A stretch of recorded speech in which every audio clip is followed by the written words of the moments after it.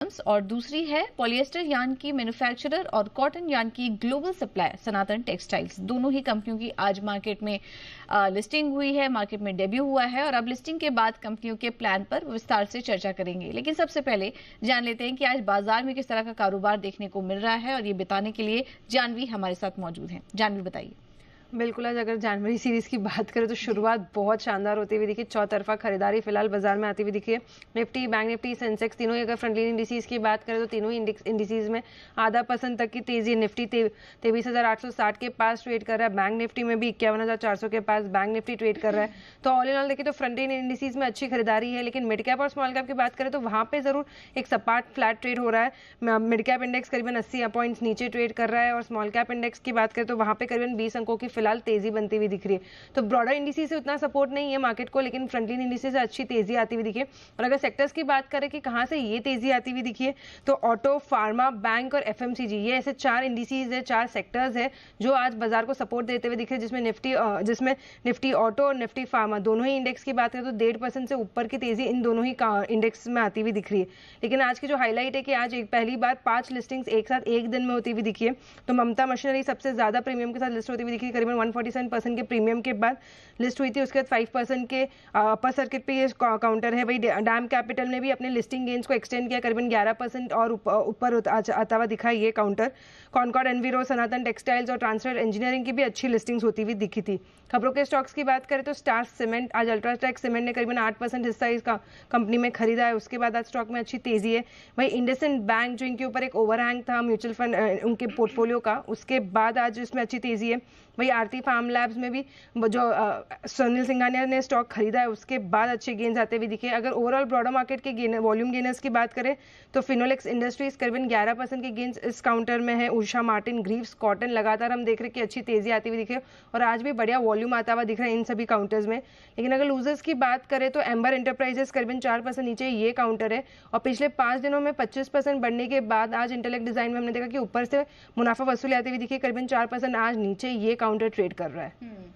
तो ये हैं कुछ एक्शन वाले स्टॉक्स। कुछ स्टॉक्स में आज हम मुनाफा वसूली देख रहे हैं। Amber enterprises, blue star, intellect design देखिए कल के टॉप परफॉर्मर। आज मुनाफा वसूली थोड़ी हावी है और आज जिन कंपनियों की लिस्टिंग हुई वहां पर काफी अच्छा ट्रैक्शन देखने को मिल रहा है। थैंक यू जानवी आपका इस पूरे अपडेट के लिए। तो चलिए ऐसी ही कंपनी से बात करते हैं कॉर्पोरेट रडार में। अब हम बात करेंगे 1999 में शुरू हुई कॉनकॉर्ड एनवीरो सिस्टम्स की। कंपनी दुनिया भर में वेस्ट वाटर ट्रीटमेंट और वाटर रीयूज सॉल्यूशंस देती है। भारत के अलावा कंपनी मैक्सिको, कोलंबिया, दक्षिण अफ्रीका जैसे देशों में भी सर्विसेज अपनी देती है। ये कंपनी आज ही लिस्ट हुई है। 701 रुपए की इश्यू वाली कॉनकॉर्ड और आज 18% प्रीमियम के साथ 826 रुपए पर लिस्ट हुई। अब लिस्टिंग के बाद कंपनी के फ्यूचर प्लान्स को हम समझते हैं। आईपीओ से जुटाई रकम का इस्तेमाल कंपनी कैसे करने वाली है, आगे के लिए ग्रोथ आउटलुक क्या होगा, इन सब पर ज्यादा बातचीत करने के लिए हमारे साथ मौजूद हैं कंपनी के सीएमडी प्रयास गोयल और ईडी प्रेरक गोयल जी। आप दोनों का ही बहुत बहुत स्वागत है शो पर। प्रयास जी, सबसे पहले आपके पास आएंगे। साल खत्म होते होते फाइनली एक काफी अच्छा सेलिब्रेशन का मौका ही कह सकते हैं आपके लिए, क्योंकि शानदार बेहतरीन लिस्टिंग देखने को मिली है कंपनी के लिए। तो उसके लिए तो पहले ढेर सारी बधाई आपको। अब यहां से समझना चाहेंगे 2024 तो खत्म हो चुका है, 2025 के लिए अब नए साल में जब हम एंट्री करेंगे, नए फाइनेंशियल ईयर में एंट्री करेंगे, क्या कुछ ग्रोथ प्लान्स हैं आपके? प्रॉफिटेबिलिटी को लेकर, रेवेन्यू को लेकर क्या आउटलुक होगा आपका?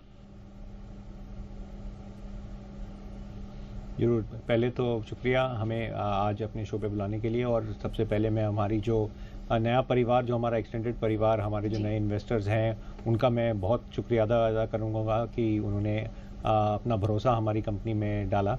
तो उसके लिए बहुत बहुत शुक्रिया उन सब इन्वेस्टर्स का। जी जानवी, जैसे आप देख रहे हैं आगे जाके जो आज के टाइम पे क्लाइमेट के रिलेटेड, एनवायरनमेंट के रिलेटेड, पानी के रिलेटेड जो समस्याएं हैं वो दुनिया भर में बढ़ती जा रही हैं। और जो हमारा बिजनेस जो है, जो 40% दूसरे देशों से आता है, तो काफ़ी देशों में इंडिया के अलावा पानी का स्ट्रेस जो है वो मात्रा बढ़ती जा रही है और सस्टेनेबिलिटी पे बहुत कंपनीज का फोकस आ रहा है। इसके चलते जो हमारी आज की स्टार्टिंग ऑर्डर बुक इस साल है वो करीब 500 करोड़ रुपए के करीब है। तो और सेक्टर में बहुत सारे टेलविंड्स हैं और हमें बहुत अच्छी विजिबिलिटी है कि पाइपलाइन की ग्रोथ के लिए कि आगे चलते अगले फाइनेंशियल ईयर में हमारी काफ़ी स्ट्रांग ग्रोथ होने वाली है। ओके, ठीक है। प्रेरक जी, अगला सवाल आपसे होगा और आगे के एक्सपेंशन प्लान जो भी हैं आपके, क्योंकि अब इस आईपी लिस्टिंग हो चुकी है कंपनी की, जो भी आपने रकम जुटाई उसके आपने ऑब्जेक्टिव्स भी बताए। अब यहाँ से हम थोड़ा आपका एक्सपेंशन प्लान समझना चाहेंगे, क्योंकि आप शारजाह प्लांट में एक नई कैपेसिटी भी लेकर आने वाले हैं, तो आगे का वहाँ से भी आउटलुक शेयर कीजिए। वहाँ से किस तरह की रेवेन्यू पोटेंशियल देख रहे हैं आप, किस तरह का रेवेन्यू टारगेट कर रहे हैं उस प्लांट से? बिल्कुल मैम। सो एक्चुअली हमारा जो अभी कैपेक्स जो हमारा प्लान है वो हमारा एक वेस्ट हीट इवेपोरेटर करके प्रोडक्ट है। हम उसकी कैपेसिटी प्रोडक्शन